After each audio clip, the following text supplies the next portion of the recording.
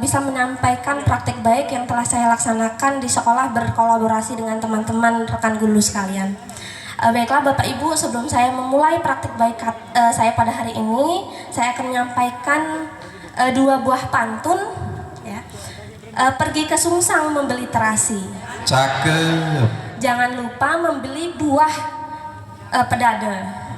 Cakep. Izinkan saya Lisna Setianingsih memaparkan program pembelajaran berbasis sumber daya. Satu lagi Bapak Ibu.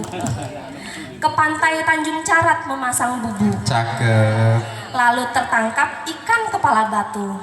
Cakep. Biar sekolah dikata seperti bedeng 4 pintu. Semoga tetap bisa memberikan yang terbaik untuk siswaku. Kasihkan aplaus untuk Ibu Lisna ya. Baiklah Bapak Ibu, akan saya mulai untuk berbagi praktik baik. Jadi di sini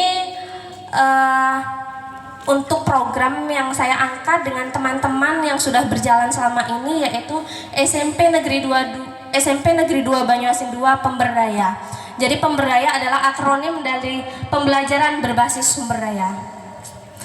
Jadi untuk pengajar praktik saya adalah Pak Sauji. Berdiri Pak Sauji, iya. Dia udah ada di belakang. Tepuk tangan untuk Pak Sauji. Iya. Fasilitator itu dari Jakarta, yaitu Bu Adinda Nurmaulinda. Nah, lanjut. Jadi Bapak Ibu, ini menggunakan alur STAR. Jadi situasi, tantangan, aksi, dan refleksi. Nah, yang melatar belakangi kami mengambil dari program pemberdayaan yang berbasis sumber daya. Yang pertama yaitu karena situasi yang melatar belakangi yaitu SMP Negeri 2 Banyuasin 2, dulunya merupakan sekolahan satu atap, itu dengan Pak Sapawi, ada Pak Sapawi di sini. Nah, pada tahun 2018 dengan total kelas itu 3 ruang kelas itu terpisah dari SD. Ada 1 ruang kantor, 2 toilet, 1 dapur, 1 gudang, 1 lapangan. Setelah itu berdasarkan suara, pilihan minat, keaktifan, serta semangat murid dalam pembelajaran, terlibat secara aktif dengan lingkungan, maka guru memfasilitasi dengan memanfaatkan aset yang ada di sekolah. Selanjutnya Bu.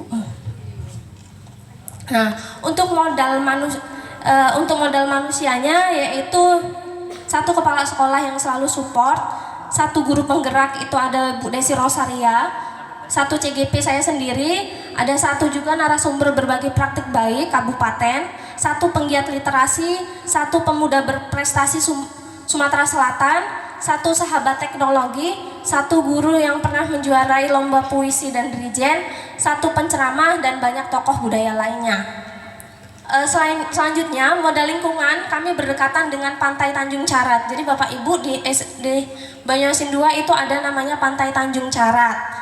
Nah, sudah itu banyak tanaman mangrove di sekeliling di dekat sekolah. Sudah itu berdekatan dengan eko-edu wisata yang mungkin belum dikenal dan sekarang sudah beroperasi, itu tepatnya di Sungsang 4. Sudah itu dekat dengan industri rumahan pembuatan gula, dekat pasar, dekat sungai, dekat kebun kelapa. Sudah itu banyak juga habitat yang hidup di sekeliling lingkungan sekolah. Sudah itu untuk modal agama itu beragam, sudah itu sama saja dengan kebudayaannya. Lanjut. Untuk selanjutnya, nah dari situ yang telah dijabarkan sehingga program ini sangat mengakomodir voice, choice, minat murid dan memberikan wadah serta fasilitas untuk murid aktif dalam mengenal, sudah itu menggali, mengolah dan memanfaatkan aset yang ada di lingkungan sekolah. Jadi untuk tantangan yang kami hadapi dalam pelaksanaan program ini yaitu 1, mengkondusifkan siswa, bagaimana ketika siswa di lapangan itu walaupun kesana kemari tapi tetap pembelajarannya berlangsung secara kondusif. Yang kedua yaitu sarana dan prasarana yang terbatas. Yang ketiga yaitu memberikan beberapa guru belum secara merata menguasai pembelajaran berbasis sumber daya. Yang keempat, konsistensi dalam pelaksanaan program. Kelima, memaksimalkan aset yang ada dalam setiap berbagai sumber belajar di setiap pembelajaran. Untuk aksi langkah yang dilakukan dalam pelaksanaan program ini, Yang pertama yaitu berdiskusi dengan kepala sekolah dan warga sekolah. Yang kedua yaitu memetakan aset yang ada di sekolah. Yang kedua menyusun prakarsa perubahan. Ketiga menyusun dan melaksanakan alur bagja. Yang kelima pelaksanaan program pemberdaya. Yang keenam melakukan refleksi, dan yang ketujuh membuat rencana tindak lanjut. Untuk refleksi hasil dan dampak, yang pertama yaitu program SMPN Dubadu pemberdaya melibatkan semua warga sekolah, terutama berdampak pada murid di SMP Negeri 2 Banyuasin 2. Yang kedua, murid sudah terlibat aktif dalam kegiatan pembelajaran berbasis sumber daya. Yang ketiga, murid bersemangat dan antusias dalam mengikuti pembelajaran berbasis sumber daya. Yang keempat, murid menyadari akan potensi alam di sekelilingnya merupakan hal yang harusnya memang kita miliki secara utuh dan kita bisa mengelolanya. Nah, demikian Bapak Ibu, ini